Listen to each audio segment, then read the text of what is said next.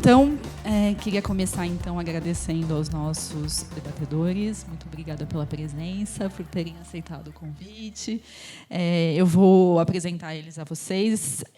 Aqui do meu lado esquerdo eu tenho o professor Gilberto Alexandre Sobrinho, professor de cinema, TV e vídeo no Instituto de Artes da Unicamp, tem livros e artigos publicados em diferentes editoras e revistas acadêmicas, realizador de cinema e audiovisual com ênfase no formato documentário, curador e crítico de cinema e artes visuais em diferentes mostras, festivais e exposições. Muito obrigada. Aqui do meu lado direito, Mariana Dutini, doutora em Ciências da Comunicação pela ECA-USP, com estágio de pós-doutorado junto ao Departamento de Multimeios da Unicamp, onde atuou como pesquisadora colaboradora. É co-organizadora da obra Genecine, Gêneros Cinematográficos e Audiovisuais em Perspectivas Contemporâneas, volumes 2 e 3, e autora de capítulos de livros e artigos em periódicos científicos. E ali, na minha extrema esquerda, a Carolina Amaral de Aguiar, que realizou doutorado em História Social e pós-doutorado em Cinema na Universidade de São Paulo, USP, publicou e organizou vários artigos, capítulos e livros sobre as relações entre história e cinema. Entre eles, destaca-se a obra O Cinema Latino-Americano de Chris Marquet, da editora Alameda, em 2015, e atualmente é professora de História da América da Universidade Estadual de Londrina. Então, muito obrigada também pela presença. Bom, gente, antes de começar esse debate, eu vou falar rapidinho, me sinto um pouco impelida aqui a comentar um pouco o programa e o nome da mostra, né, porque afinal, né, a gente foi buscar num nome, num termo tão complicado, a conceitualização deste evento, né? A mostra, como eu já disse, é intitulada Fraturas Pós-Coloniais e as Lutas do Plantation-Oceno e o que seria, afinal, esse Plantation-Oceno. Bom, o termo em si não é nem um pouco evidente, sendo, na verdade, bastante novo, como, aliás, o próprio termo antropoceno, que começou a se popularizar recentemente e que talvez você já tenha ouvido falar. O termo Plantation-Oceno ele foi cunhado e vem sendo empregado por teóricos a fim de enfatizar o fato de que, no que tange o desastre planetário que estamos vivendo, todos os seres humanos e todas as sociedades do planeta não participaram da destruição do mesmo jeito. Esse projeto sociopolítico econômico predatório sob o qual a gente vive, apesar de hegemônico, ele não foi ratificado por todos, todas e todes, e não beneficia todas as pessoas do mesmo modo. Como daria a entender o termo mais conhecido, antropoceno, que joga a responsabilidade da degradação do planeta no ser humano indiscriminadamente, sem falar das nuances necessárias. Enfim. Bom, falar, portanto, em Plantation-Oceno permite enfatizar que as pessoas, os grupos, as regiões geopolíticas não participaram desse processo, desse projeto de destruição da mesma forma, e que as vantagens de tal projeto não estão disponíveis para todos, uma vez que ele vê esse projeto, ele vê o planeta sob uma ótica colonialista, necessariamente segregatória, onde a Terra seria uma imensa plantation.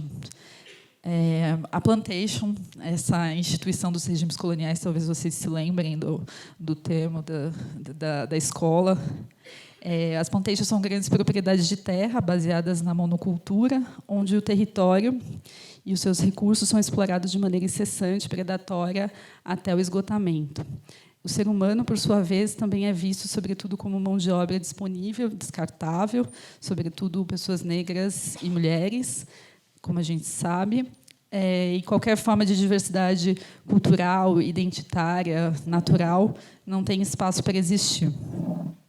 E, finalmente, cabe dizer que o termo nasceu na academia, isso, enfim, circula, sobretudo, dentro dela, e é um termo polêmico, assim como o próprio termo antropoceno, e não é nem um pouco, não é largamente utilizado. Mesmo o termo antropoceno, há muitas pessoas que não conhecem.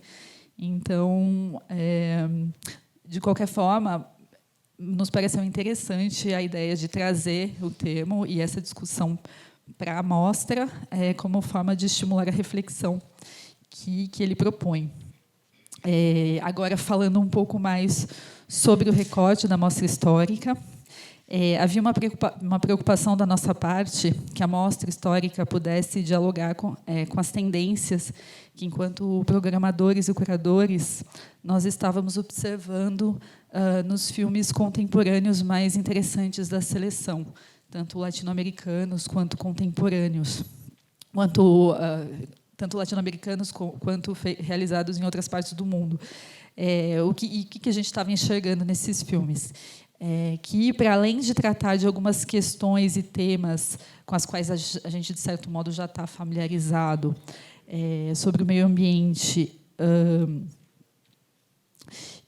enfim, para além de tratar desses temas, enfim, que a gente já conhece, a abordagem desses temas, na verdade, vinha adquirindo um tom crítico muito forte, né? Um discurso que vinha, de certa forma, criticar esse discurso hegemônico sobre o meio ambiente enquanto uma entidade separada do todo, das lutas e conflitos sociais, que não leva em consideração o racismo, a misoginia, os preconceitos e as injustiças históricas cometidas contra povos e regiões do planeta. Então, são filmes que vêm e apontam a hipocrisia de um discurso dito bem intencionado sobre o meio ambiente, mas que não fala em atacar a raiz dos problemas e insiste em reformar para continuar a reproduzir um modelo injusto que nos trouxe até a situação em que a gente se encontra. Esses filmes que a gente foi identificando na seleção contemporânea possuem a roupagem do presente, eles falam de temas que nos inquietam hoje, com um vocabulário, com conceitos e entendimentos próprios do hoje, do agora, o que é muito valioso, mas a questão é que sempre houve um cinema crítico, engajado e pronto a colocar o dedo na ferida. A gente resolveu pincelar alguns desses filmes, fazer um pequeno recorte que pudesse nos fazer refletir sobre a potência crítica do cinema, sua vocação para articular discursos contra-hegemônicos e sensibilizar para questões importantes. E aí, já que a gente fala das lutas do Plantation-Oceno, eu listei aqui algumas lutas matriciais, que eu estou chamando de matriciais, que são identificáveis nessa nossa seleção histórica. Mas eu convido aqui os nossos debatedores, se eles quiserem complementar essa lista ou desenvolver desenvolver melhor alguns desses temas, dessas lutas aqui que eu pincelei na seleção. Fiquem à vontade. Bom, então, quais são essas lutas? Luta pela emancipação, né, de pessoas, povos, países, territórios, o que está em filmes como o Festival Pan-Africano de Argel, que vocês acabaram de ver, Emitai, do Ousmane Sembène, Nossa Voz de Terra, Memória e Futuro, Azerda e os Cantos do Esquecimento, é isso mesmo? Estas São as Armas, Batalha de Argel, A Coragem do Povo, alguns dos filmes, tá? Quilombo, Terra dos Índios, a segunda luta que eu pincelei aqui, luta pela afirmação identitária. Então a gente tem isso, assim, bom, eu vou falar todas as lutas, mas de certa forma elas atravessam todos os filmes. Mas luta pela afirmação identitária, que está em Eu Sua Mãe, da Safi Faye. Etnocídio, El Pueblo se Levanta, um filme do coletivo Newsreel. A terceira luta, a luta contra o racismo, contra a misoginia e outras formas de preconceito, que está no filme I Heard It Through the Grapevine, que é o documentário com James Baldwin. Também no El Pueblo se Levanta, um documentário do coletivo Newsreel que fala sobre a comunidade porto-riquenha de Nova York, o Festival Pan-Africano, Emitai, Zerda, Etnocídio, e a quarta luta que eu pincelei aqui, luta contra as injustiças e por direitos. Também está no documentário com o Baldwin, no Community Control, que é o segundo documentário do coletivo Newsview que a gente trouxe para a seleção, Emitai, Etnocídio, Coragem do Povo, mais uma vez. Como eu disse, eu acho essas seriam as lutas matriciais que, de certa forma, atravessam, né? Mas, assim, existem as lutas mais concretas e evidentes, como a questão do território, das lutas por terra, que são sempre tão presentes nesse continente, e abrangem questões e que, de certa forma, tão e que, de certa forma, atravessam, né? Então, quando fala em luta por terra, a gente está falando também em luta em afirmação identitária, a gente está falando em luta contra os preconceitos e contra o racismo, e a gente está falando de reparação de injustiças, né? E outra luta concreta que também a gente pode identificar nos filmes é a luta pelo olhar, pelo discurso, pela representatividade, que também engloba essas questões da emancipação, afirmação identitária, da qual eu falava anteriormente. Bom, não vou mais me alongar, vou passar a palavra aqui para o professor Gilberto, que, aliás, escreveu um texto bem interessante que consta no catálogo. Se vocês não têm o catálogo, se vocês não tiveram acesso ao catálogo ainda, ele está à venda aqui, mas ele vai ficar disponível também, o PDF, na internet, claro. E o texto do professor Gilberto já se encontra publicado no blog da Ecofalante. Então, vocês podem ter acesso ao texto de qualquer forma. Bom, vou passar a palavra, então, aqui para o professor Gilberto. Aliás, o texto, vou dizer aqui o título do texto: Afroperspectivismo, o pensamento afrodiaspórico e sua presença em alguns filmes. Então, já parte daí a abordagem do texto e também da fala que agora a gente vai ouvir.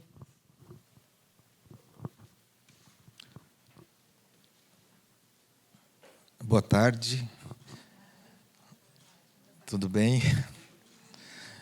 Bom, em primeiro lugar, eu queria agradecer o convite generoso da Aliciane, agradecer também toda a equipe da Mostra, parabenizar por essa mostra, por esse festival interessantíssimo, necessário, e agradecer principalmente o convite, a oportunidade de participar desse debate, de escrever esse texto. Queria também cumprimentar minhas colegas de debate, um prazer em revê-las, e também agradecer a presença de todos vocês. Bom, eu vou cronometrar aqui, porque eu sou professor, aí já viu, né? Bom, gente, vou transformar essa fala que foi primeiramente pensada num texto que não é tão acadêmico, mas ele tem um atravessamento conceitual, né, a partir dessa ideia do afroperspectivismo. Mas como é um bonito sábado outonal, acho que a gente pode fazer uma conversa mais leve, né? Embora a leveza ela é necessária, né? Ela é um dos valores do Ítalo Calvino para a gente pensar o milênio, para a gente pensar a vida. Ela é necessária, né? Mas muitas vezes a brutalidade, a violência, ela faz com que a leveza fique ali, né? Nos aguardando. Então, vou procurar pelo menos uma abordagem mais leve, já que os tempos são bastante duros. A minha intervenção nesse debate, ela se deu principalmente nos filmes feitos em África e Estados Unidos, se eu não estou enganado, assim, porque minha memória também já não é tão boa.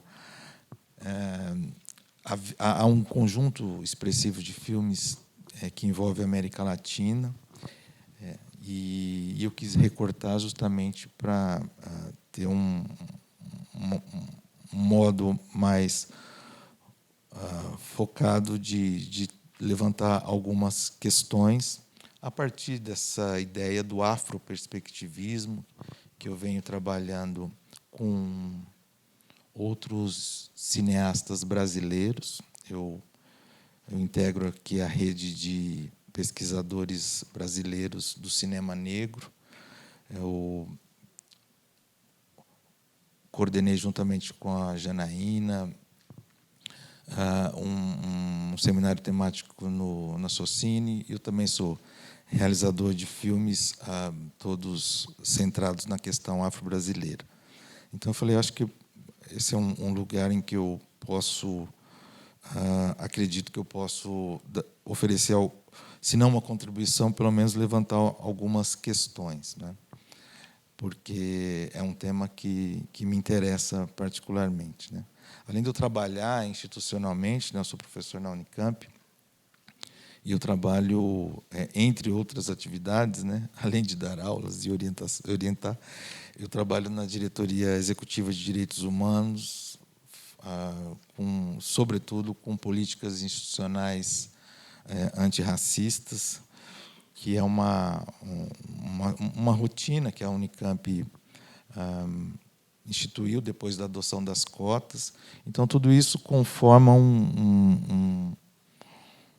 uma vida profissional dedicado a esse tema das relações étnico-raciais, em que eu penso os filmes, faço os filmes, oriento trabalhos, muitos deles voltados para esse tema, e também é um modo de ter uma intervenção direta na universidade, onde a gente já sabe, já está estabelecido. Há 10 anos atrás era meio que tabu falar em racismo estrutural, mas principalmente racismo institucional, né? Hoje se fala, né, se reconhece, não é assim, vamos resolver.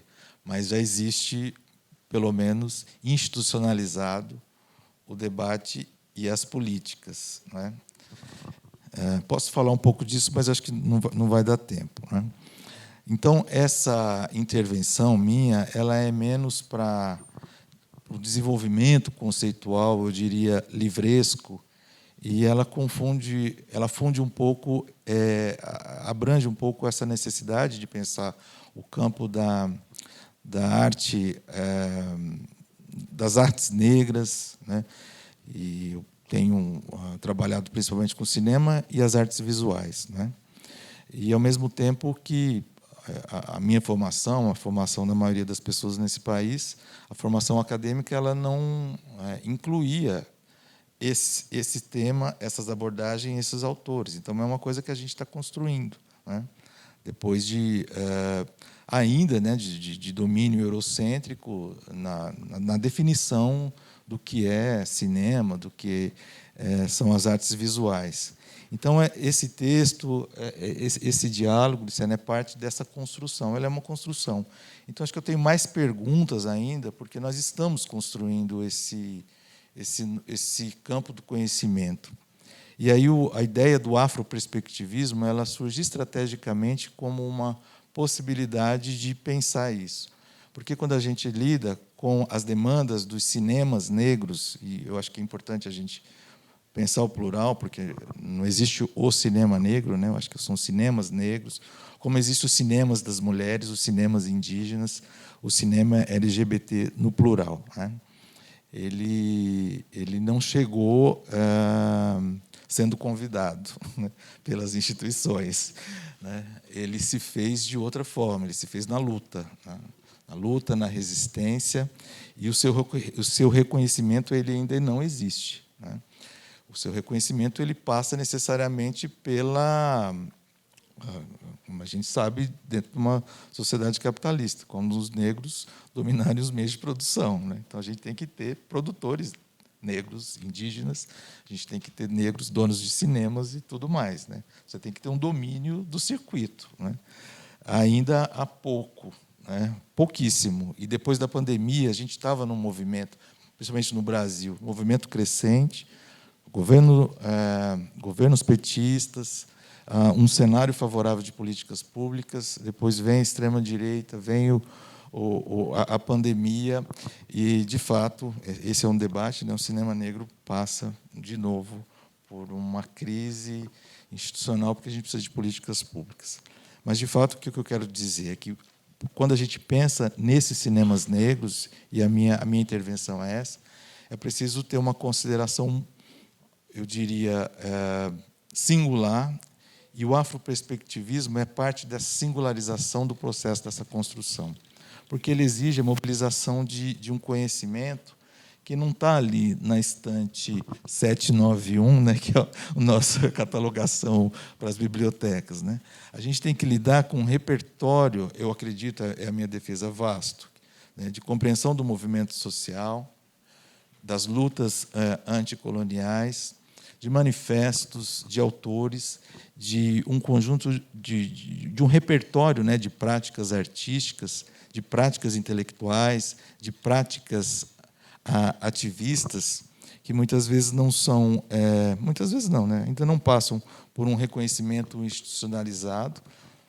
Ao contrário de estarem num campo hegemônico, eles representam justamente um campo periférico, marginalizado e muitas vezes afastado, né, da sala de aula, do que é compreendido como conhecimento, etc., etc. Então, é um pouco disso. O afroperspectivismo ele não é necessariamente uma... eu diria, para mim, ele não funciona como uma trama conceitual, um conceito em que você tem programaticamente ali uma série de definições que vão atender a análise e você constrói aquilo como se faz, por exemplo, no campo da semiótica. Para mim, o afroperspectivismo ele funciona mais como uma abordagem, uma metodologia, justamente um termo guarda-chuva para tentar lidar com essas dinâmicas, né? com essa história fragmentada, necessariamente fragmentada, porque a gente tem que lidar com o mal do arquivo, ou a gente tem que lidar com a violência do mal do arquivo, a gente tem que lidar com esses apagamentos, né? Com as violências institucionais, e, sobretudo, com esses dois expedientes, né? Quando a gente pensa o cinema africano, autônomo, das nações independentes, é esse cinema que se faz muito recentemente, né, depois das lutas anticoloniais. E, no caso do continente americano, a gente vai ter um outro cenário, né? Então, a gente está falando da diáspora, né? Então, cinema africano e cinema diaspórico, eles convergem, mas eles têm também um campo muito vasto para a gente entender, né? E aí a gente tem que lidar com essa luta, né, ao mesmo tempo pela liberdade, né? A gente está falando de processos de países que passaram por processos de escravidão durante muitos séculos. Então você tem a luta pela libertação e a emancipação plena e a cidadania plena, né? A luta pela cidadania plena. Quando você pensa o cinema negro, ele necessariamente é um aporte para essa cidadania plena. Por que essa cidadania plena? Porque é o direito da representação ou da autorrepresentação, né? Assim como a arte é a princípio de todos, né? O cinema negro é essa voz, é esse lugar que diz: nós negros também temos direito à representação, à autorrepresentação. Tradicionalmente, um lugar tradicionalmente negado, né? Isso por várias razões, obviamente. E aí é ter um entendimento de como se articula esse campo, né? E aí eu trago, eu acho que um expediente que muitas vezes tem sido tratado de uma maneira bastante pejorativa, eu vejo, né, que é o chamado campo da militância, que muitas vezes os corredores acadêmicos, menos os corredores, acho que mais a sala de aula, os corredores são mais dinâmicos, às vezes, né? A sala de aula olha assim com o nariz torto, que ao se referir ao campo da militância, não como um lugar de concretude, de luta e também de experiência do conhecimento, né? Então, eu estou falando, vou falar aqui brevemente, o espaço de fala é muito curto. Eu diria que as lutas anticoloniais elas se conjugam a esse lugar que necessariamente é transcontinental, né? transatlântico em sua dimensão, porque é principalmente a África e uma parte da Europa e, sobretudo, a América, o continente americano, que é o panafricanismo, né? A luta panafricanista, ela necessariamente ela tem que ser entendida, né, como um elo, um estímulo, um lugar também necessário para que nasça o chamado cinema negro, né? Então, o cinema negro remonta também a essas lutas, a esses lugares de reuniões, de assembleias, de congressos, de decisões, onde se organiza esse outro campo. Portanto, assim, realmente desafiador estudar os cinemas negros, porque eles não passam pelas mesmas dinâmicas institucionais, né? Eles não passam pelas mesmas dinâmicas de produção, de construção, dentro do que a gente chama do circuito do cinema, né? Produção, distribuição e exibição. E, principalmente, quando vai para a universidade. Então, sem esse atravessamento, essa consideração e a compreensão da luta, e eu vou destacar aqui, sobretudo, o panafricanismo, a compreensão fica mais incompleta do que ela já é, porque a gente está, no Brasil, no campo institucional, engatinhando, né, sobre esse lugar como lugar de conhecimento, né? Então, por isso que o afroperspectivismo ele é estratégico, porque a gente consegue estabelecer elos. E isso é muito presente quando a gente considera esses paratextos para compreender o campo, né? Paratextos como, por exemplo, entrevista de diretores, a maneira como os coletivos se organizam, a maneira como se dá a luta pela imagem. A luta pela imagem ela também se programa por várias vias, né? Manifestos, de reuniões, de congressos, enfim, tem várias estratégias dessa organização, né? Então, assim, eu faço aqui uma reunião muito breve que ela deve ser sempre repensada, expandida, justamente porque a gente tem que assumir esse apagamento que é contínuo, né?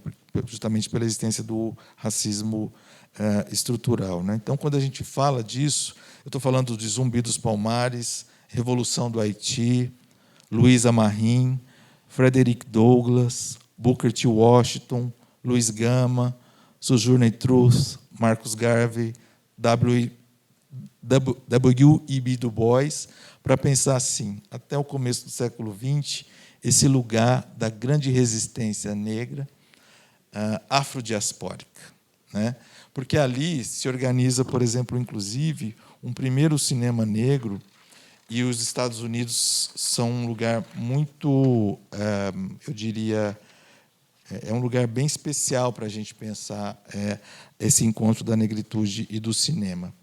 Porque me parece ser um país em que você tem, de fato, desde ali do século XX, continuamente, a luta pela imagem em movimento sendo posta, né? Não se trata de que os cineastas negros se colocaram na indústria e está tudo bem. Não, pelo contrário, né?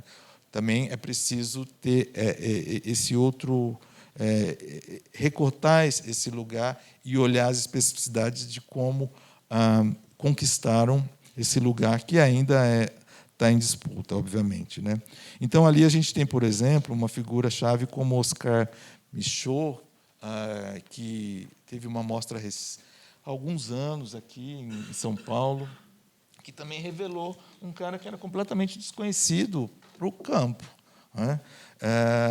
Oscar Micheaux, para vocês terem uma ideia da dimensão, é uma resposta direta à violência do Nascimento de uma Nação, que é o filme que marca o nascimento, digamos, da linguagem cinematográfica que atinge uma estatura autônoma, né, de construção do que se chama decupagem clássica, etc., mas todo baseado numa ética racista, né? É um filme, por excelência, racista.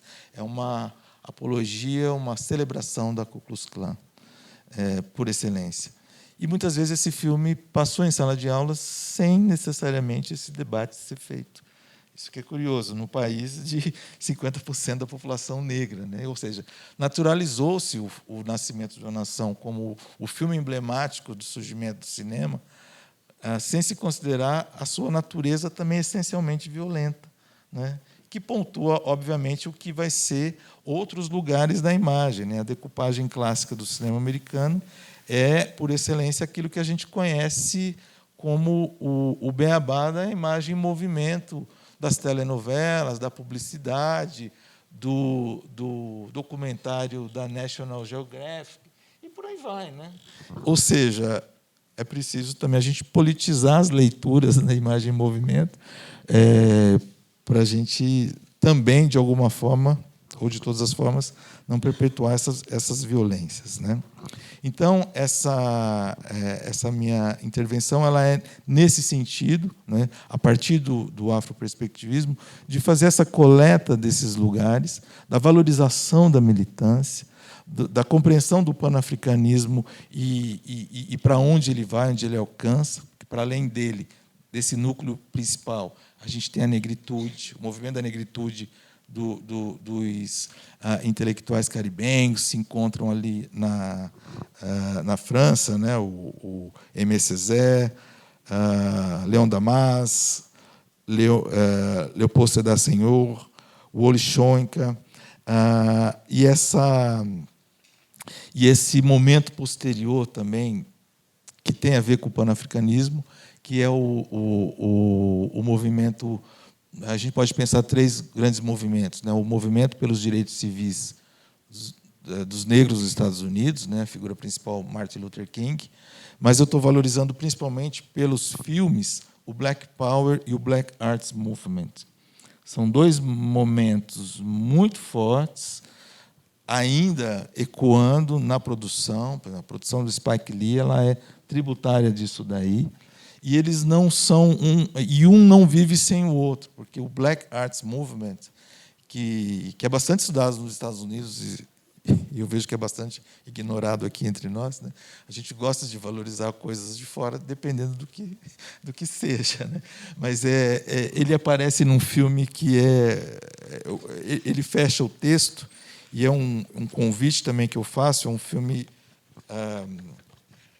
narrado pelo Baldwin, deixa eu pegar o nome dele aqui, I Heard It Through the Grapevine, né?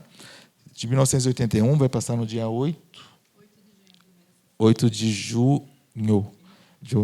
Isso. E ali é um filme assim, bastante, inclusive, didático, embora ele não seja um filme didático, é um filme bastante denso, um filme que tem elementos de filme-ensaio, um documentário que eu acho que é bastante complexo, mas ele nos ajuda a gente entender essa confluência da intelectualidade, dos artistas e da luta social. Eu acho que é disso que se trata quando a gente pensa nos cinemas negros. Não dá para a gente dissociar a luta social e política das questões estéticas. Então, é um filme narrado pelo Baldwin, em primeira pessoa, ali, olhando para a câmera, entrevistando várias pessoas e fazendo aquilo que ele faz, né, que é oferecer uma reflexão profunda sobre as coisas, né? Então, eu acho que o recorte da amostra é importante para essa formação desse repertório, e a minha reflexão ela vem no sentido de trazer alguns elementos que possam oferecer algum caminho, né, para análise fílmica, porque analisar esses filmes a gente tem que necessariamente ir além das formas, né?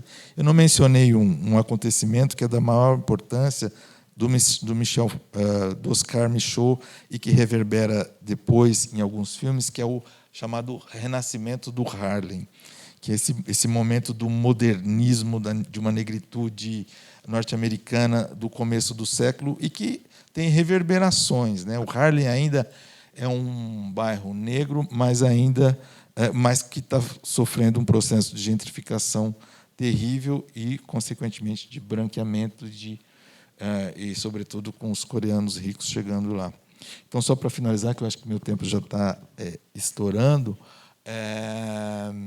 eu complementaria, né, traria assim, para além dessa ideia do renascimento do Harley, para dizer, para justificar esse lugar do conceito guarda-chuva, que é o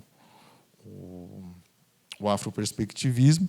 Há algumas considerações que eu trago também sobre o cinema africano aqui, porque o afroperspectivismo ele permite também a gente considerar filmes que eu acho que vão além dos cinemas negros. O cinema negro ele tem um lugar de ser, isso tem se firmado, é um cinema dominantemente feito por pessoas negras que estão ali se posicionando pelo direito de fazer filmes como qualquer pessoa.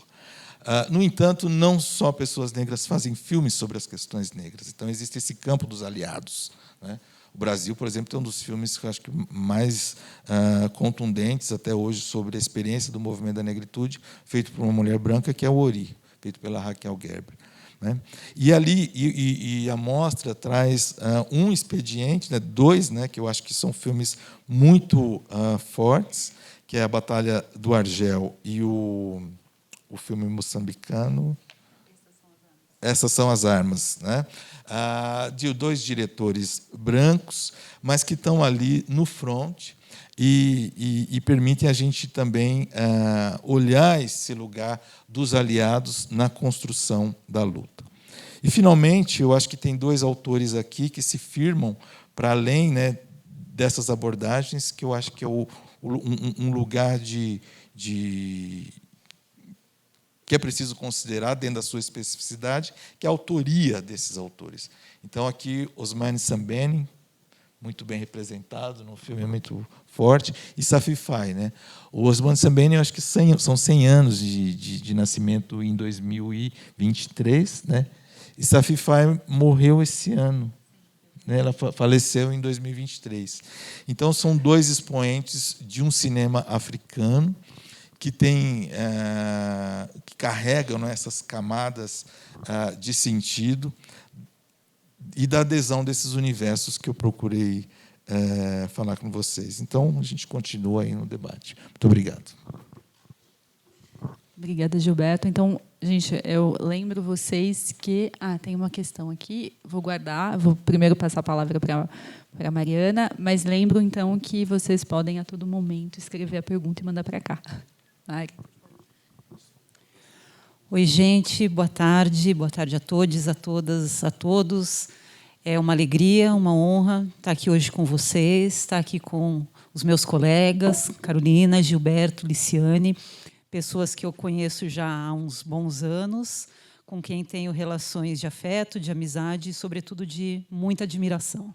Então, para mim, realmente é uma honra. Agradeço muito a toda a equipe de produção do Festival Ecofalante, na pessoa da Liciane, pelo convite, que me deixou muito contente, muito honrada. É muito bom estar aqui hoje com vocês. Olhando para esse conjunto dos 17 filmes da Mostra Histórica, que a Liciane já apresentou muito bem, eu tive que operacionalizar algumas escolhas para a gente poder conversar, né? A rigor, tenho vontade de falar de todos, acho que como todos nós aqui, mas eu precisei fazer escolhas até para que essa comunicação fosse viável, e a escolha recaiu naquilo que é mais óbvio, né? Na minha própria trajetória de pesquisa. A minha pesquisa mais recente, que se desdobra ainda hoje, tem a ver com o processo de compilação fílmica, ou seja, o trânsito de imagens que são reapropriadas, reempregadas, né, que fizeram parte de sentidos, de circuitos enunciativos de filmes anteriores e que são reempregadas, né, em novos circuitos enunciativos. É uma pesquisa de pós-doutorado que eu desenvolvi na Unicamp. Gilberto foi o supervisor dessa minha pesquisa, e foi a partir desse olhar que eu me debrucei sobre os filmes da Mostra Histórica, né? E percebi, basicamente, quais dentre esses filmes se apropriavam desses fragmentos imagéticos e sonoros que já haviam composto outros circuitos de enunciação e se articulavam, assim, esse processo de compilação, né? De forma muito abrangente, nós chamamos essas obras, esses filmes, de filmes de arquivo, até porque é um sintagma fácil, né, de identificar. Quando eu digo filme de arquivo, certamente isso dispara alguns sentidos para vocês, né?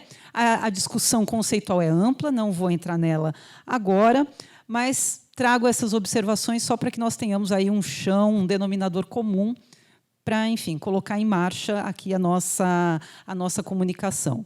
Para ter no horizonte quais foram os principais filmes que mobilizaram essa minha reflexão, eu trago a listinha aqui para vocês. I Heard This Through the Grapevine, do Dick Fontaine e da Pat Harley. É importante referencializar a coautoria. Pat Harley, que era companheira do Dick Fontaine, é também autora, realizadora deste filme. Eu insisto porque a gente vai procurar as fichas técnicas em diversas fontes e há um apagamento da autoria feminina. Estranho, né? Quase a gente não vê isso, né? Por coincidência, acho, aconteceu aqui. Né? Além dele, A Zerda e os Cantos do Esquecimento, da Cia Djebar, argelina, escritora, um filme de 82. Estas São as Armas, Murilo Salles, um filme moçambicano, de 78. Cabra Marcado para Morrer, do nosso Eduardo Coutinho, que este ano faria 90 anos. Né? É um ano, portanto, de uma certa celebração, né, no melhor sentido do termo, do realizador, que foi Eduardo Coutinho, da vasta obra que ele nos legou. E, nesse conjunto, Cabra Marcado para Morrer é, evidentemente, um marco por todas as questões, as condições de produção que fazem dele um filme que se dobra sobre si mesmo. Né? Quando a gente fala em Cabra Marcado para Morrer, normalmente é uma referência, mas é o Cabra de 64 ou o Cabra de 84? Né? A rigor, o filme é o Cabra de 84, né? Mas quem conhece o filme sabe o porquê desse tensionamento.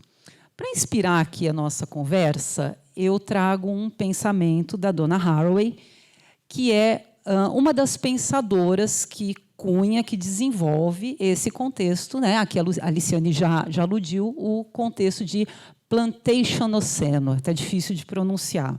Né? Em um artigo de 2016, diz Donna Haraway: neste momento, a Terra está cheia de refugiados, humanos e não humanos, mas sem nenhum refúgio. Né?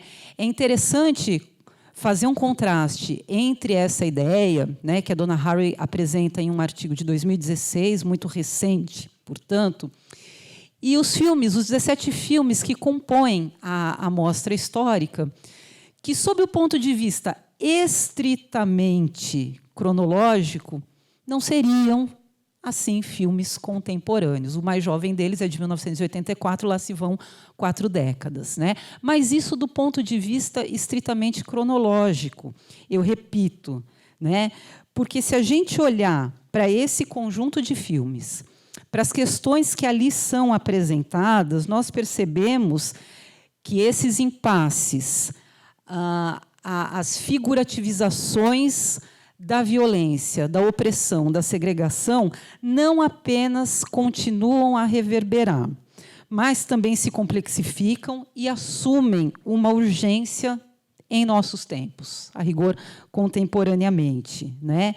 Então, a identificação das práticas coloniais, né, que são figurativizadas nesses filmes, da expropriação, da violência e da constituição dessas mentalidades, ainda constituem modos de ser, modos de estar, modos de se habitar este planeta e de se relacionar com as alteridades. Então, mais do que nunca, a exibição e o visionamento desses filmes é urgente.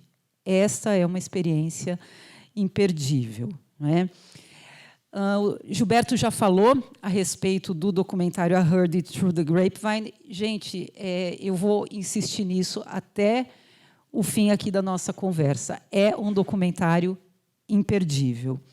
Então, nesse documentário, o James Baldwin, que é um escritor, crítico afro-americano, um artista no sentido amplo do termo, que em muitas fases de sua carreira teve um cotejo muito próximo com o cinema, inclusive no sentido de tentar articular por 2 vezes produtoras cinematográficas, né, que pudessem constituir um lugar de enunciação, de difusão de um cinema que se despegasse das matrizes hollywoodianas. Nesse documentário, há uma cena, para mim, emblemática, né, em que James Baldwin conversa com outra escritora, ativista, chamada Oretha Castle Harley. Ela foi presidente, por exemplo, do Congresso para a Igualdade Racial, o COR. Eles conversam, né, porque não quero dar muito spoiler, mas nesse documentário, 20 anos depois dos movimentos norte-americanos, estadunidenses, para o reconhecimento dos direitos civis dos negros, movimentos em que Baldwin participou de maneira muito ativa e muito contundente. 20 anos depois, ele volta aos lugares emblemáticos no sul dos Estados Unidos para fazer uma espécie de balanço, de reencontro com o passado, né? O que ficou da luta, como é que ela se encaminhou, o que reverbera, o que se transformou 20 anos depois. E ele conversa com essa escritora ativista, que é a Oretha, e ela diz qualquer coisa, né? Não vou saber citar ipsis literis, mas ela diz: é um pouco cansativo. 20 anos depois, nós continuamos falando sobre as mesmas coisas. James Baldwin tem uma epifania e diz: mas de um jeito diferente. Isso é importantíssimo. E isso está intrinsecamente ligado à questão das imagens e dos sons em compilação, não é? São imagens, na maior parte desses filmes, produzidas sob o ponto de vista do colonizador, do opressor. Imagens e sons, portanto, que naturalizavam, não só naturalizavam, como ainda celebravam, em muitos casos, a violência, a segregação, a desumanização. Mas, a partir do momento em que elas são apropriadas e dão forma de expressão a outros circuitos enunciativos, a outras formas de dizer, sob o ponto de vista daqueles que eram segregados e oprimidos, nós temos aí uma transformação, ou pelo menos um deslocamento, talvez transformação seja um termo excessivo, um deslocamento importantíssimo, né? É a partir dessa prática que se torna possível articular outros pontos de vista, outros lugares enunciativos e outras ordens discursivas, formas diferentes de se falar sobre o mesmo. Aí, para a gente lembrar da conversa entre o James Baldwin e a Oretha Castle Harley, né? Em Zerda, ou Os Cantos... em Zerda, ou Os Cantos do Esquecimento, que é o documentário da Assia Djebar, escritora argelina, nós ouvimos a narração em voz-over, mas com uma voz feminina, o que naquela época não era muito comum, né? Essa narração se articula às imagens do colonialismo, né, que vem deste lugar de produção, de enunciação, marcadas pela violência física do extermínio ou pela violência simbólica da exotização dos povos do Maghreb, que são retratados naquelas imagens, né? É interessante observar nesta narração uma frase específica, né? Zerda é um filme que flerta muito com o ensaio. Eu diria que ele está ali, né, numa hibridização entre o documentário e o ensaio, e a narração é belíssima porque ela articula poemas, reflexões, algumas passagens referenciais. Na faixa sonora também estão os cantos rituais, né, que ela chama de os cantos do esquecimento. Então, toda a composição é magistral, é muito poética. E, em determinado momento, essa narração traz a seguinte reflexão: nós vivemos, nós sobrevivemos, eles nos fotografam. É importante assinalar aqui a relevância da produção e da difusão das imagens nos empreendimentos coloniais, né? A produção da imagem e dos sons, nesse caso, né, estava par e passo com a violência colonial, com a naturalização da violência colonial, com a celebração dessa violência, né? Na conformação de um imaginário europeu, não apenas como forma de justificar essa empreitada, mas também de enaltecer o abominável, a escravidão, os assassinatos, a expropriação, a desumanização, né? E é interessante que a gente pensar que é assim também que a antropologia se constitui como disciplina, como campo do conhecimento, lá no finzinho, ou na segunda metade, do século XIX, né? Com o intuito de selecionar, descrever, delimitar, classificar a alteridade. São as bases necessárias para a dominação. Então, é interessante perceber isso, como muitas vezes aquilo que é celebrado como um exercício de intelectualidade ou de reflexão está a serviço da violência colonial, né? Eu acho que o caso do surgimento ou da estruturação da antropologia social como campo de conhecimento está intimamente ligada a essa questão, né? Então, é assim que as imagens e os sons em reemprego se apropriam nestes documentários, nestes filmes, dizendo mais amplamente, né, nestes filmes da mostra histórica, se apropriam do olhar colonizador para, ao mesmo tempo, colocá-los sob rasura, não com o intuito ingênuo de apagar essas materialidades, de dizer que isso não existiu, mas de fazê-las justamente exprimir outros discursos e outros lugares de enunciação. Isso é muito importante, né? E tem a ver estritamente com o problema, com a questão da ressignificação, que é intrínseco, né? O problema é intrínseco à reflexão sobre os filmes de compilação ou sobre os filmes de arquivo, porque é uma questão complexa, né? Por mais irresistível que pareça, uma imagem não é unívoca, muito menos autossuficiente. Ela se constela, ela se articula em termos de adesão ou de rejeição com outras imagens que se constituem de acordo com valores, com princípios enunciativos, com disposições de poder relativas a cada época e a cada momento histórico.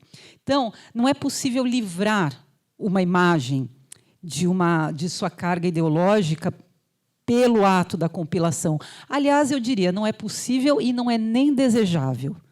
É reconhecendo esse circuito de onde uma imagem, um fragmento, se despega para ser rearticulado, que advém a força do processo de compilação ou de reemprego dessas imagens, né?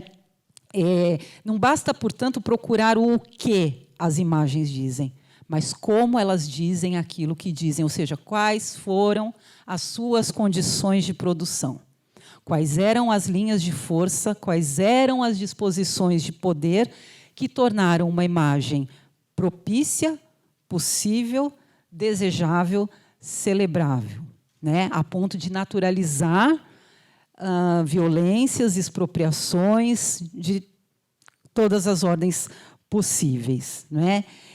E é interessante a gente observar nos filmes como é que a investigação e a reflexão sobre essas imagens operam de forma a desvelar, né? Revelar, eu acho que é um termo muito próximo da fenomenologia, não gosto dele, é de uma questão discursiva que se trata, né? Vamos fazer uma análise material do discurso. A imagem é um discurso, né?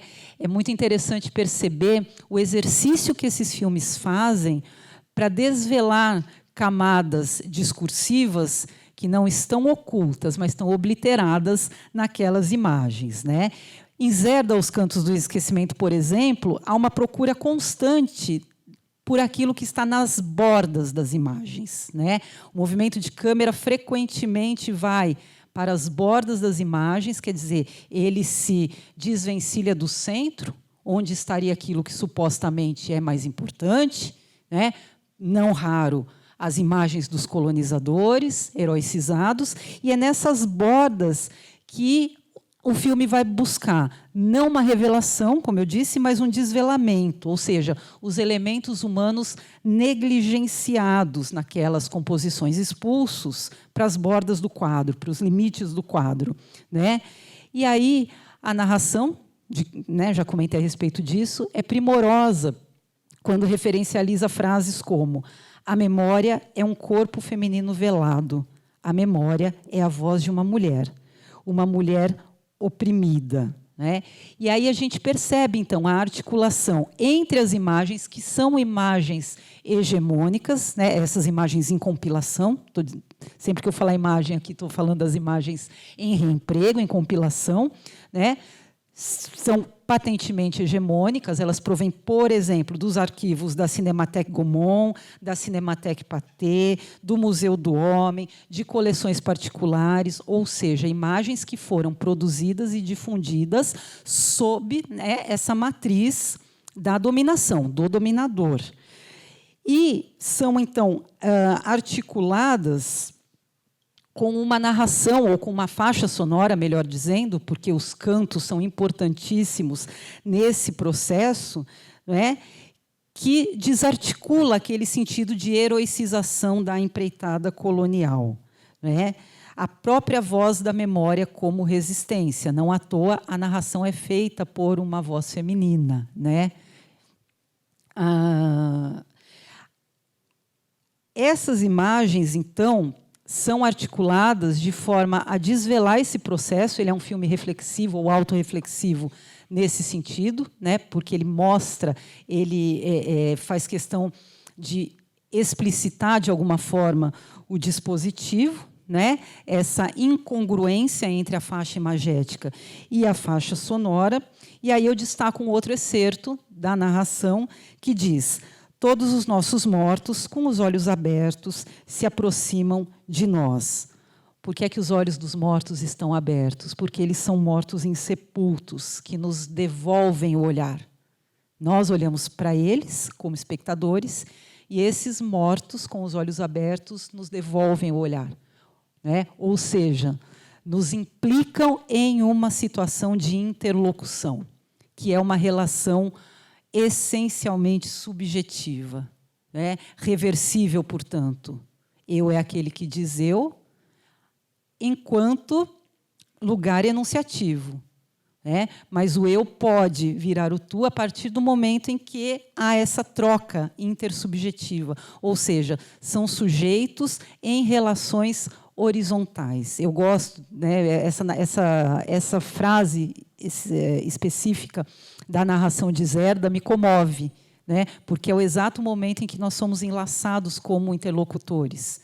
Nós temos também responsabilidade em relação a tudo isso que é mostrado, né? Não à toa existe uma sequência muito parecida em Noite e Neblina, do Alain Resnais, em que os mortos nos campos de concentração de Auschwitz-Birkenau, né, existe uma foto de arquivo, e nessa figurativização os mortos estão de olhos abertos, quer dizer, eles nos olham, eles nos devolvem essa especularidade, eles estabelecem conosco um espaço de comunicação, né? O olhar, então, é ao mesmo tempo olhar, né, a possibilidade de olhar, e ao mesmo tempo estar sob um olhar é a condição subjetiva por excelência, né? Neste filme ainda, Zerda, Os Cantos do Esquecimento, assim como nos outros filmes, há uma constatação bastante potente de que é impossível uma reconciliação total com o passado, justamente porque essa relação não foi linear, não foi equânime, não foi transparente. É no momento presente que o passado pode ser enunciado e alcança alguma possibilidade de ser transmitido, né? Ou seja, alguma forma de narrativa ou de relato, alguma forma sensível. E aí, pensando nas formas sensível, né, me vem à cabeça um outro documentário, que é o Festival Pan-Americano de Argel. Né? Oi? O que eu falei? Pan-Americano? Desculpem. Festival Pan-Africano. Falíssimo. Festival Pan-Africano de Argel. Por quê? Esse é um filme, né, o Gilberto fala isso no texto dele, que está lá no catálogo, leiam. É um filme que se perfaz na chave da celebração, né, na documentação do Festival Pan-Africano, eu disse Pan-Africano, de Argel, que aconteceu em 1969. Né? Então, há uma busca por documentar esse festival, que se organiza em torno da ideia de panafricanismo, Gilberto já desenvolveu muito bem, né? Como possibilidade de uma conformação identitária, não unívoca, não monovocalizante, mas, de qualquer forma, uma conformação identitária em relação às populações dos países africanos. E, evidentemente, também mostra a inexorabilidade da violência colonial na conformação dessas identidades. Né? Então, é evidente, como eu disse, que o filme tem uma dimensão celebrativa em relação a esse evento, ao festival, mas, ao mesmo tempo, ele não prescinde de uma visão engajada e essencialmente crítica, articulada às imagens de arquivo. Aliás, essa é uma falsa dicotomia, né? Celebração versus criticidade. Então, é nesse sentido que a longa duração, né, dos planos que figurativizam, por exemplo, as pessoas dançando, cantando, tocando tambores, tem uma força muito pregnante nessa composição enunciativa. Né? Por quê? Porque o gesto não advém aí como instrumento ou dispositivo complementar em relação à fala. O gesto é aquilo que, muitas vezes, materializa o ethos, a condição subjetiva, quando a fala, como logos ou como discurso articulado, é impedida, censurada ou impossibilitada. É nesse sentido que a dimensão do gesto se torna muito importante em um filme como o Festival Pan-Africano, assim como o filme do Murilo Salles, Estas São as Armas. Né? Existem longos planos em que aqueles sujeitos que se articulam para compor a Frelimo, a Frente de Libertação para Moçambique, trabalham cantando, trabalham dançando. Né? Mas ali, naquela composição, naquele arranjo, nós percebemos que não há traço estereotípico. Né? Muitas vezes a gente ouve, são povos naturalmente musicais. São povos que mexem o corpo com muita facilidade. Né? Na verdade, o que está posto aí é a dimensão do gesto como dimensão essencialmente humana. Né? Daquilo que se contingencia, né? Ou daquilo que serve como lastro a todas as relações humanas e, mais importante, né? não exclusivo, mas talvez mais importante ainda, né? A forma de partilha, de entendimento de que todas aquelas ações, todas aquelas ideias dizem respeito a uma coletividade, que a resistência só será possível dessa maneira. Né? E aí também é interessante pensar que, num filme como Zerda, assim como Estas São as Armas, né, é inviabilizada aquela retórica nostálgica dos povos ancestrais. Né? É claro que há um respeito, evidentemente, a essas concepções, mas há também a constatação de que não é possível pensar nas identidades pan-africanas isentas da luta armada como resistência, da luta armada como única possibilidade de transformação e de autonomia. Né? Então, isso é muito presente. Inclusive, há um pensador que diz ali, né, no Festival Pan-Africano, não existe mais a possibilidade de um tropos literário ou artístico para a África, senão o combate revolucionário, ou seja, é aquela desarticulação inexorável de uma retórica, né, dos povos pacíficos, de uma ancestralidade quase que inapetente. Pelo contrário, são povos de luta, né? Vou concluir, então. Bom, eu não podia deixar de concluir, senão tinha um monte de coisa a mais para falar, mas podemos falar na hora do debate, que, enfim, é o que mais nos interessa, mas eu preciso dar algumas palavras a respeito deste documentário que eu mesma disse que é imperdível, I Heard It Through the Grapevine. Né?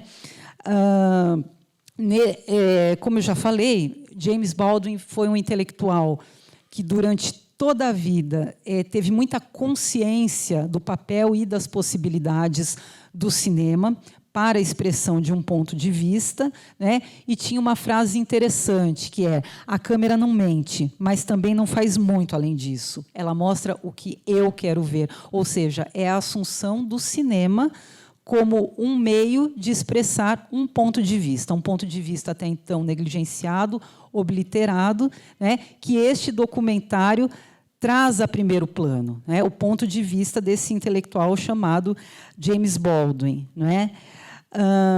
E aí é muito interessante a gente perceber esse contraste, né? Não digo uma dicotomia, mas esse contraste entre as imagens do outrora, as imagens lá da década de 60, da luta pelos direitos civis nos Estados Unidos, e as imagens de outrora, as imagens de agora, do presente enunciativo, no caso 1982, né? Ali o comecinho da década de 80, quando o filme foi produzido, né?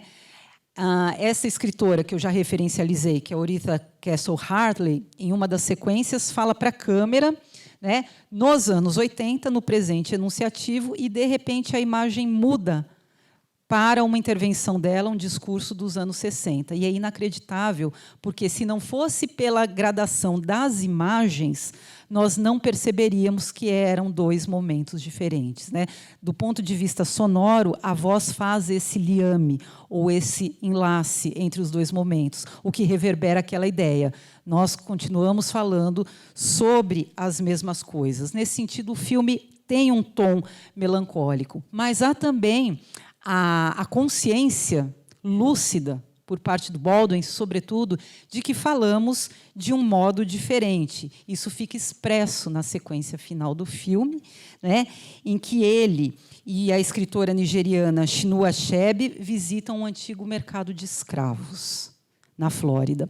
Pouquinho antes, ele tinha feito uma intervenção, ele participou de uma conferência em uma universidade, foi atacado por um supremacista branco, respondeu à altura esse ataque, e a última sequência traz essa imagem dos dois em um mercado de escravos, e é lindo, porque eles estão de mão dadas, né? E o Baldwin diz para essa colega escritora: nós já estivemos aqui há 400 anos. Eu estava algemado a você e você estava algemada a mim. Ou seja, e aí o filme sobrepõe imagens de arquivo das atrocidades da Ku Klux Klan, não é? Falamos ainda sobre a mesma coisa? Sim, mas falamos de modos diferentes. Eles estão ali, naquele mercado de escravos, como vozes autorizadas, como vozes legitimadas, não é? Reconhecem todo o movimento, toda a luta da ancestralidade, mas falam do mesmo sob um olhar diferente, né? E aí eu não posso deixar de terminar sem um pensamento do Baldwin. Este é o mundo ocidental, então não espero nada dele, mas espero tudo de nós.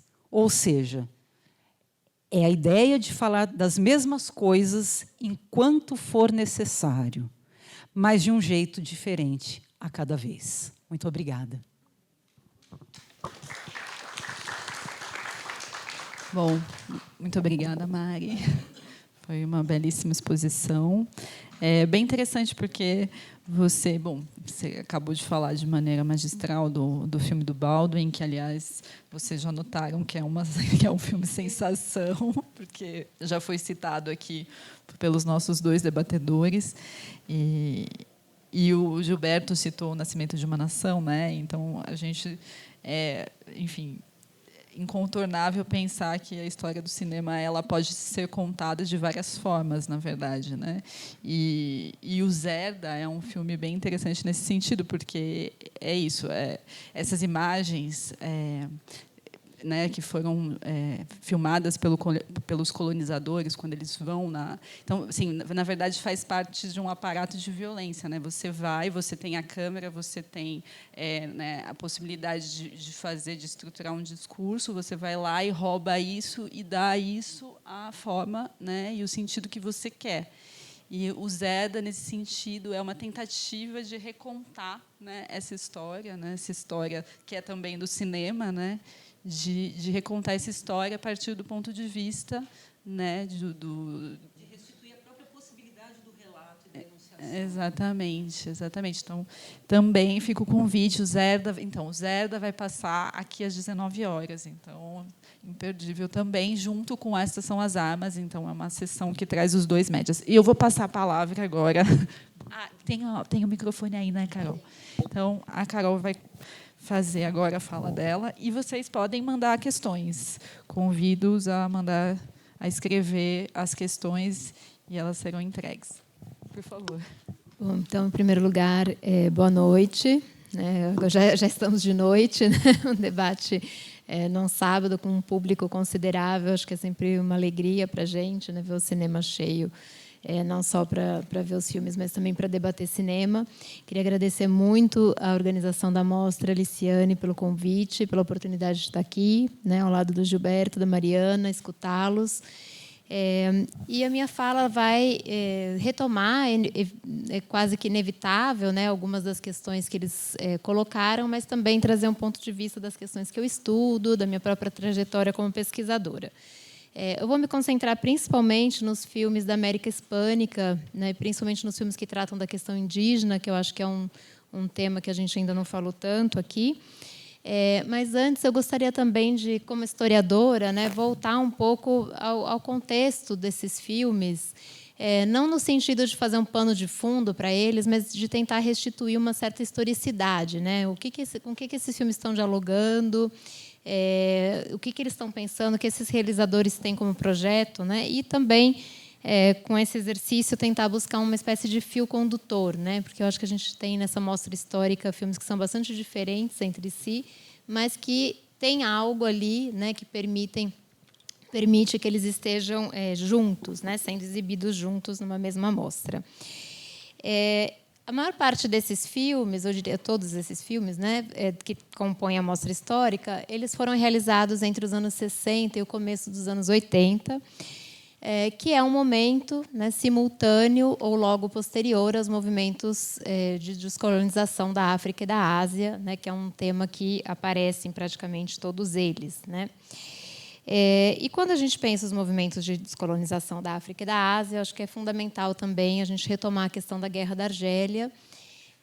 Não só, né, a Guerra da Argélia vai aparecer como tema em vários desses filmes também que compõem essa mostra, né, no Zerda, como a Mariana e a Liciane agora comentaram, mas também, né, em alguns filmes que foram feitos por realizadores que são oriundos das potências ocidentais, né? Principalmente, eu estou falando aqui do filme A Batalha de Argel, né? Um clássico do Gilles Pontecorvo, né? Que é um filme que teve um impacto muito grande em 66, quando ele é feito, porque ele vai defender nesse filme o ponto de vista da Frente de Libertação Nacional, né? Embora seja um filme que também foi um pouco polêmico, principalmente pela representação que ele faz do torturador, mas, enfim, é um filme que tem um impacto muito grande, né? E o caso aqui do filme também do Festival Pan-Africano de Argel, do William Klein, que é um realizador estadunidense, mais radicado na França, que vai ser muito próximo ao Alain Resnais, muito próximo ao Chris Marker, né? E que também vai, de algum modo, se engajar nessas lutas dos movimentos de descolonização, né? Nesse contexto também, eu acho muito importante fazer referência à figura do Frantz Fanon, que é um autor, né, que o Gilberto cita, inclusive, bastante no texto dele, fica aqui o convite para vocês lerem, e que é uma figura não só pelas suas ideias, mas também pela sua própria trajetória, né, que ela é bastante emblemática desses trânsitos entre América, Europa e África, né, que a gente tem nesse momento, né, no período em que esses filmes estão sendo realizados, né. Então, o Fanon, ele é um intelectual negro nascido na Martinica, numa colônia francesa, na América, né, mas que vai para a França, onde ele vai estudar psiquiatria, onde ele vai se formar, mas ele também vai atuar lutando, né, na Guerra da Argélia, ao lado da Frente de Libertação Nacional, né. Entre as várias obras que o Fanon publica, eu destacaria aqui o livro Os Condenados da Terra, de 61, que é um livro, né, que está pensando a questão das guerras de libertação, que, obviamente, vai ter um impacto muito grande na África, mas também entre os intelectuais de esquerda da Europa, dos Estados Unidos, e é um livro também que vai ter uma grande entrada na América Latina. E aí eu começo a me aproximar um pouco dos filmes que eu gostaria de comentar, né? Então, as ideias do Fanon, elas chegam também nos realizadores latino-americanos. Vale lembrar que a América Latina, nesse momento, a gente está falando, né, num momento pós-Revolução Cubana, né, e a própria Revolução Cubana de 59, ela vai ser lida, no seu momento, como um movimento de libertação, né, tanto pela intelectualidade europeia como na América Latina, né. Então, nesse sentido, é uma espécie de pauta comum, né, que vai aparecer na América Latina, nos intelectuais progressistas e de esquerda das potências ocidentais, né, e também nos intelectuais e artistas africanos, muitos deles realizadores dos filmes que a gente tem aqui nessa mostra. Um dos pontos centrais do Fanon, que vai ser recuperado pelos intelectuais, pelos cineastas, pelos artistas latino-americanos, que está nos Condenados da Terra, né, é a ideia de que as elites locais elas vão ser muitas vezes aliadas dos colonizadores, né? E aqui a gente está falando dos colonizadores e também dos neocolonizadores. Vale fazendo, enfim, trazendo um pouco essas ideias para a América Latina, né? Lembrar que na América Latina a grande questão nesse momento vai ser a atuação dos Estados Unidos, né? Então, o grande inimigo, vamos dizer assim, né, na visão dos latino-americanistas e dessas lutas de libertação, vai ser uma oposição à atuação do imperialismo estadunidense, né, no continente. E muitos, então, desses intelectuais latino-americanos vão se valer do Fanon, né, para entender que essas elites locais elas têm também uma responsabilidade nesse contexto do neocolonialismo. Ainda sobre esse cenário um pouco mais amplo, né, eu queria também lembrar que, em 66, vai ser fundada em Cuba a Organização de Solidariedade dos Povos da África, da Ásia e da América, né, que é conhecida como OSPAW, né, e que vai ser um movimento fundamental para pensar a descolonização numa perspectiva global, né, que é um pouco o que eu estou tentando trazer aqui na introdução da minha fala, né. Então, boa parte dos filmes que a gente tem nessa mostra histórica são filmes que estão pensando a descolonização, né, o anti-imperialismo, mas também uma espécie de solidariedade terceiro-mundista, né? Ou seja, esses filmes, de algum modo, eles não estão pensando só na descolonização dos seus próprios espaços, né, mas também numa perspectiva global, né, de solidariedade, que vai envolver, inclusive, como eu já falei aqui, realizadores, né, de países ocidentais, capitalistas, né, mas que se identificam com essas lutas na África e na América Latina, né. E Havana e Argel, nesse contexto, são grandes capitais da cultura do terceiro mundo, né, e que vão, inclusive, servir de encontro, como a gente vê no filme do William Klein, para uma série de intelectuais europeus, africanos e latino-americanos, né. Eu queria, então, comentar sobre os filmes, basicamente sobre 4 filmes hispano-americanos que fazem parte da mostra, né? E 3 deles vão tratar da questão indígena. Então, o primeiro filme que eu queria comentar é o filme A Coragem do Povo, que é um filme boliviano de 71, inclusive acho que estava escrito 81 no site, mas é um filme de 71, do Jorge Sanginés, né, que é um realizador que vai fundar no começo dos anos 60 o grupo O Camal, que vai, enfim, ter uma importância muito grande, né, porque o Sanginés, inclusive, ele vai ser um dos grandes responsáveis, né, pela articulação de um cinema boliviano. Então, ele vai ser diretor do Instituto de Cinematografia Boliviano, né? A gente está falando de um contexto em que, mesmo as cinematografias latino-americanas, tirando alguns países, como o caso do Brasil, do México, da Argentina, ainda estavam, né, começando a se desenvolver. É claro que um pouco mais avançado do que na África, mas em países como a Bolívia também, fazer cinema nesse momento já era um grande desafio. E quando o Sanginés faz o filme A Coragem do Povo, que compõe essa mostra, ele já era um cineasta internacionalmente conhecido.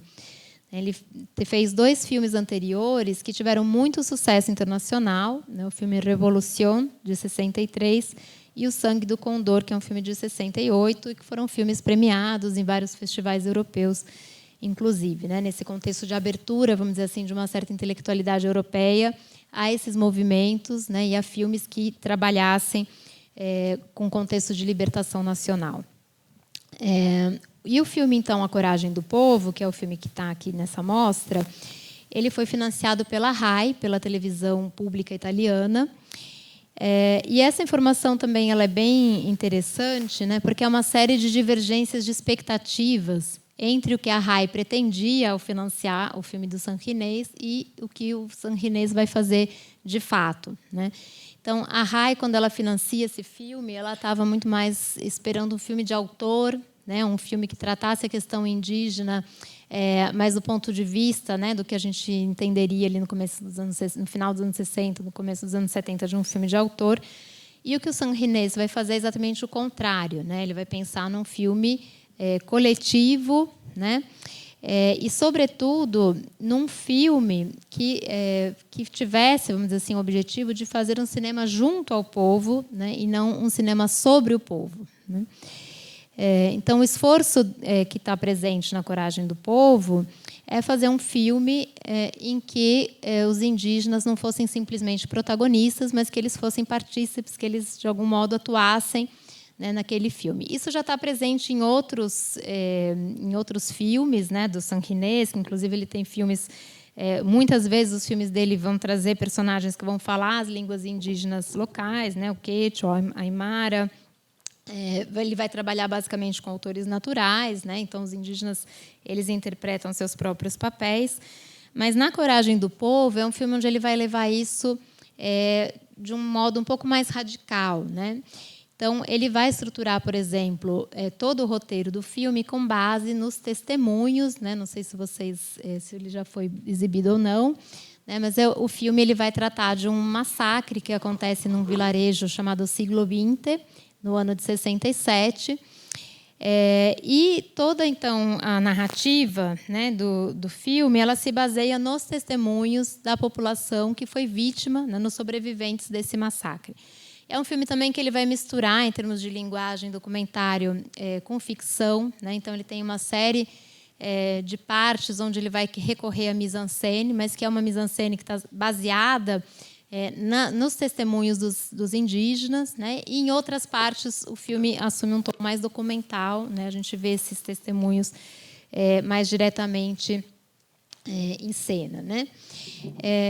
Também é interessante comentar sobre esse filme, que esse filme ele encaixa, né, o Massacre de 67 numa perspectiva mais ampla, que vai, né, retomar o contexto da colonização, né, e pensar numa luta, né, do colonizador contra os povos indígenas, né? Então, o filme, por exemplo, ele vai fazer uma série de referências a massacres anteriores, que aconteceram principalmente a partir dos anos 50 na Bolívia, em que a gente tem situações também bastante parecidas, né, em que donos de minas ou fazendeiros locais vão se aliar, né, ao exército para cometer massacres contra populações indígenas e, principalmente, contra populações indígenas que se organizam, né, em movimentos de esquerda, né, e que vão se politizar, né? Então, acho que também vale recuperar esse horizonte da revolução, né, que está muito presente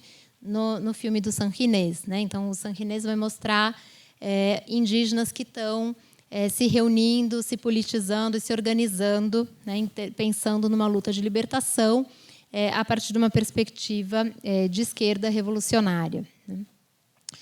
Vale lembrar também que o filme é feito, enfim, um pouco depois, né, mas o massacre que ele vai falar, que é o massacre de San Juan, é um massacre ocorrido em 67, né, não por acaso o mesmo ano, né, que o Che vai ser assassinado, o Che Guevara vai ser assassinado na Bolívia, né, e o filme, inclusive, sugere uma certa aproximação, né, ideológica entre essa politização dos indígenas e a guerrilha que se articulava naquele momento. E o que é interessante também, para concluir um pouco sobre esse filme, é que o Sanginés ele vai enumerar os culpados, né, por cada um dos massacres que ele aborda, e ele vai enumerar colocando nomes, né? Então, quem são os culpados desse massacre, né? O general, qual é o general, quem é o dono da mina, né? E isso, inclusive, foi um dos problemas que ele vai ter com a RAI, que financiou o filme, né, porque ele faz uma denúncia aberta com nome e sobrenome, né, de alguns sujeitos que teriam participado desses massacres indígenas, e principalmente desse massacre de San Juan, de 67. O filme do Sanginés vai ter uma série de pontos de contato, né, com o segundo filme que eu queria comentar, que é o Nossa Voz de Terra, Memória e Futuro, um filme de 82, da Marta Rodrigues e do Jorge Silva, né, que era o companheiro da Marta Rodrigues. E normalmente a gente esquece, nesse caso, né, o Jorge Silva, porque a Marta Rodrigues ela é mais conhecida, né, do que o Jorge Silva, que normalmente era muito mais operador de câmera, enfim, ele trabalhava mais...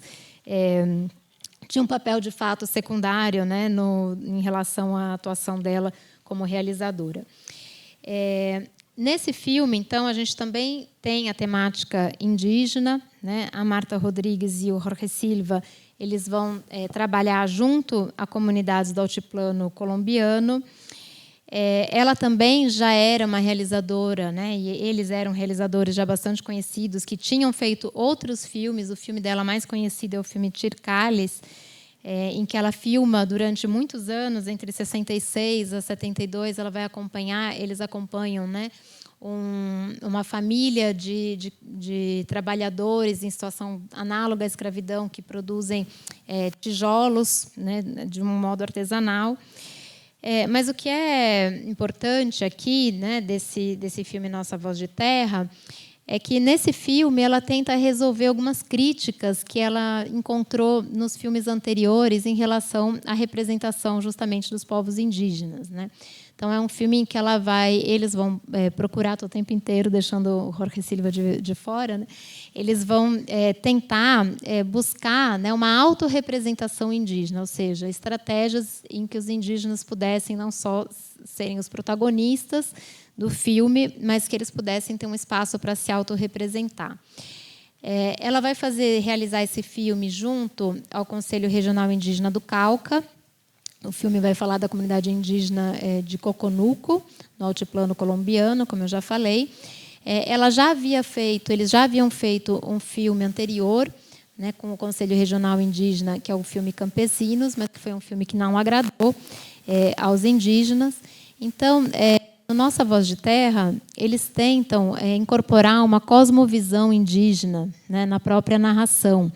Então, o filme, por exemplo, ele vai trabalhar muito com alegorias que fazem referências à mitologia desses povos, né? Então, por exemplo, a figura dos donos das minas, dos fazendeiros, ela vai ser o tempo inteiro, eles vão ser o tempo inteiro associados a espécies de diabos, né, que esses povos, enfim, que fazem parte das mitologias desses povos, né, inclusive por meio do uso de máscaras, né, que vão criar essas alegorias. E é também um filme que, assim como o filme do Sanginés, vai apontar para uma politização, né, para uma organização desses indígenas em movimentos, né, atuantes. Então, durante o filme, né, eles vão tentar recuperar uma fazenda, né? Então, a questão da liberação ou da libertação está muito presente também nesse filme, né? Então, essa luta, vamos dizer assim, pela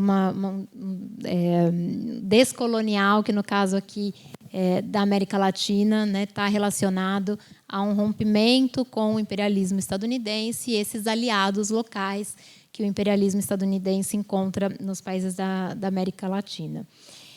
E também é um filme que vai falar sobre etnocídio, né? Então, no final, ele vai enumerar uma série de sujeitos, de indígenas que vão ser assassinados nesses movimentos sociais, né? A Marta Rodrigues, ela foi aluna do Jean Rouch, né? Então, a Mariana estava falando bastante aqui sobre essa questão, né? Esse debate está presente nesses filmes, né? Então, filmes que eles vão procurar não serem só filmes etnográficos, mas, né, tentar mais do que dar voz ou representar, né? Como é que a gente insere esses povos indígenas no processo de realização, né? Então, essas são algumas questões que esses realizadores estão fazendo nesse momento. E assim como a Marta Rodrigues, o autor do terceiro filme que eu queria comentar, o Paul Leduc, também foi aluno do Jean Rouch na França, antes de fazer esse filme que está aqui na mostra, que é o Etnocídio, ou em espanhol, né, Etnocídio, Notas sobre el Mesquital, que é a região na qual ele vai filmar os povos otomis do Vale do Mesquital, no México. No caso do filme Etnocídio, é um filme um pouco diferente, né, desses filmes anteriores, né? Eu diria que é um filme que está muito mais baseado numa observação direta, né, dialogando mais diretamente com mais proximamente, né, do cinema direto. Então, a gente vê um pouco menos, vamos dizer assim, essa presença indígena na articulação do filme, né? O filme ele teve um financiamento canadense, mas ele também vai fazer parte de um projeto de investigação da UNAM, né? Então, é um filme que ele vai trazer, por exemplo, muitos dados, né, das condições de vida dessa população, né? E um filme que está também pensando o etnocídio não apenas com ações violentas diretas, mas a noção de etnocídio como uma noção de abandono, né? Então, o filme ele vai ser, por exemplo, muito crítico ao PRI, né, o Partido Revolucionário Institucional do México, justamente por não se atentar a essa população indígena que muitas vezes vai morrer de subnutrição, né, de vários outros problemas ligados a essa situação de abandono.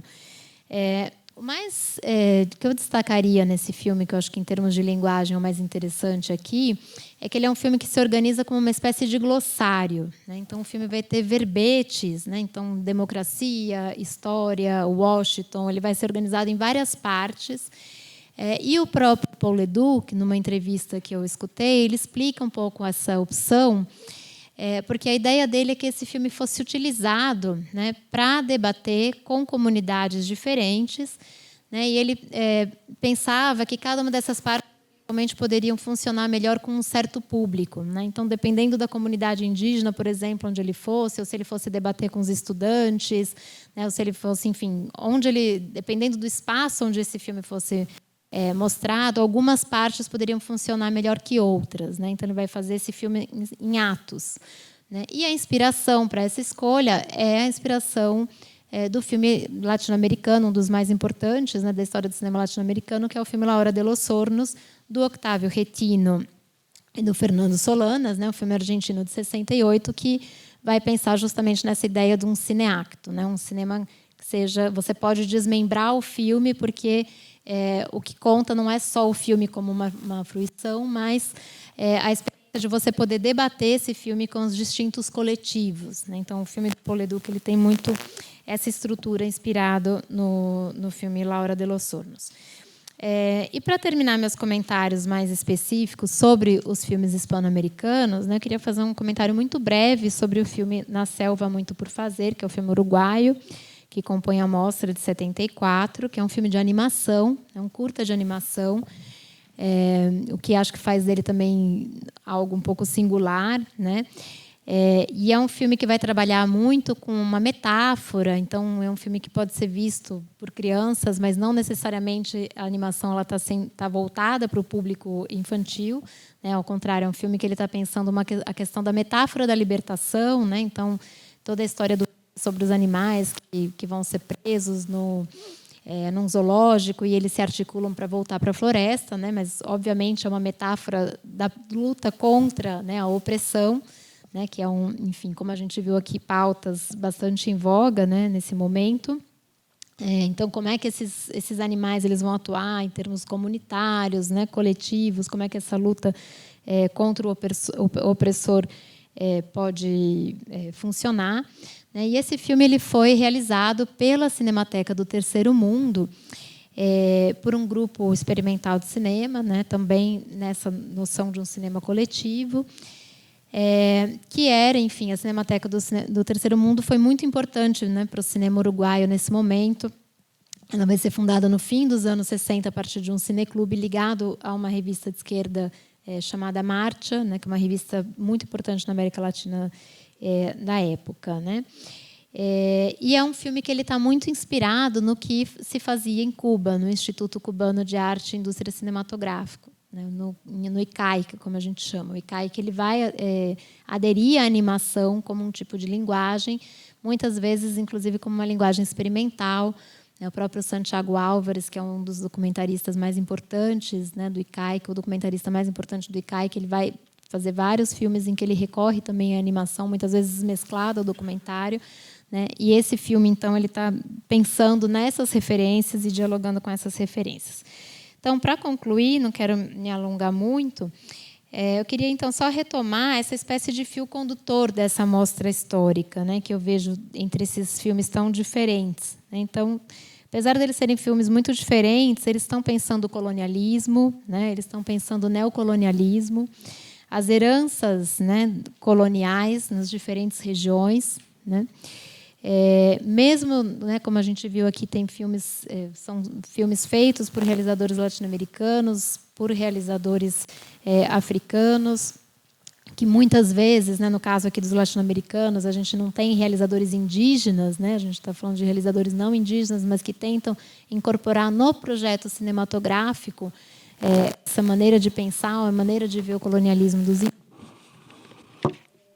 Enfim, eu acho que cada localidade, cada realizador vai adotar um tipo de linguagem, vai dar uma ênfase, né, a alguns aspectos dessa luta, vamos dizer assim, mas, de algum modo, todos esses filmes dialogam, né, com a questão dos movimentos de descolonização e como é que esses movimentos eles vão aparecer nos distintos lugares e como é que esses sujeitos que estão fazendo cinema nesse contexto eles podem participar, né, desses movimentos.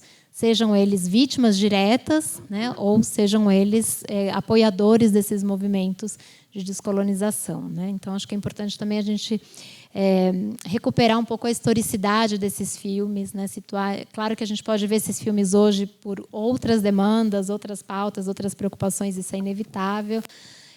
Mas também acho que é importante a gente pensar no que essas pessoas que fizeram esses filmes, com quem que elas estavam dialogando, o que elas queriam, né? Qual era o horizonte de expectativa, vamos dizer assim, que esses realizadores tinham naquele momento. Então, acho que é um pouco isso que eu queria falar. Obrigada, Carolina.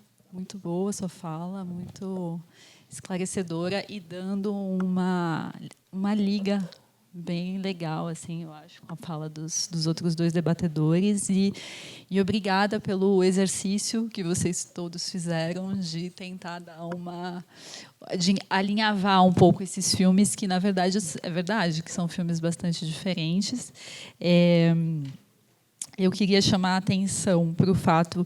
eu achei muito interessante você ter colocado a questão da solidariedade, do quanto...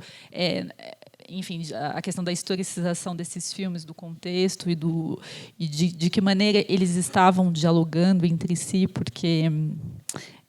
recentemente eu li um artigo dizendo que, colocando, na verdade, aproximando, você falou de Argel e Havana como duas capitais, e a Revolução Cubana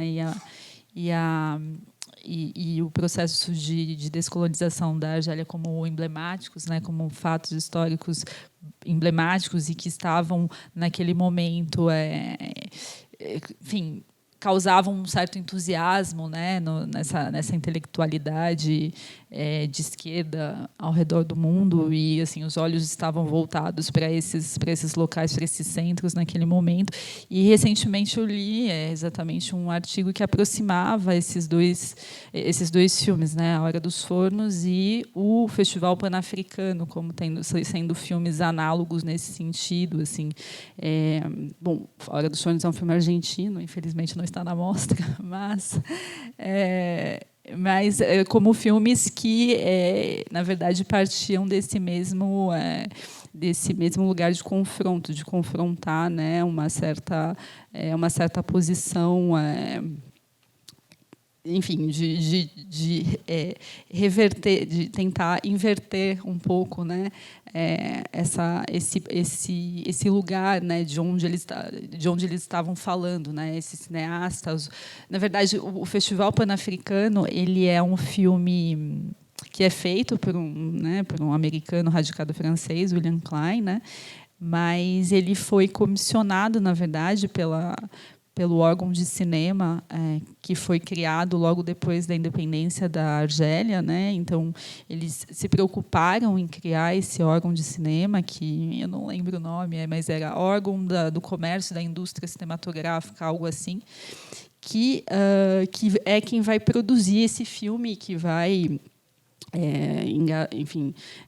empregar ali o William Klein. Outros cineastas foram cogitados para dirigir esse filme, e, no fim, o William Klein que vai ser escolhido. Ele tinha feito um episódio do filme Loin do Vietnã, acho que é longe do Vietnã, né? Um filme em episódios, com, enfim, Chris Marquet, vários outros cineastas que estavam, Joris Ivens, que estavam engajados, né? Essa intelectualidade do cinema, assim, que estava engajada e de olho, assim, né, nesses processos de luta naquele momento.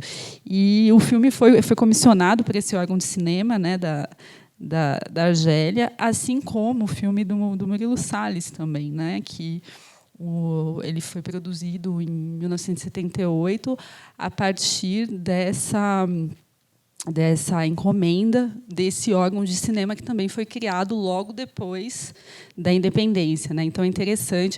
E em relação à Argélia, é importante dizer também que, além do órgão de cinema, eles criam uma cinemateca, né? E a situação da cinematografia argelina no mundo é bastante particular, exatamente porque é isso. Muitas das imagens que se fizeram do país ao longo do século não foram feitas por eles, né? E os filmes argelinos, eles estão espalhados em muitos arquivos, e o próprio Zeda, por exemplo, era um filme que estava perdido e que foi encontrado no meados da década passada no Arsenal, né? Nesse instituto, nessa cinemateca alemã.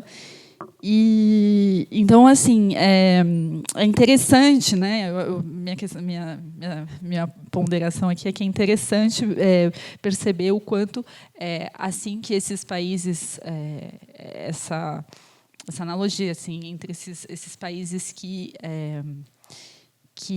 assim que se tornaram independentes, se preocuparam em criar órgãos de cinema e se preocuparam em produzir um discurso sobre a sua própria história, né? E se representar segundo seu próprio olhar nas telas, né? E daí, nesse sentido, eu queria passar, de repente.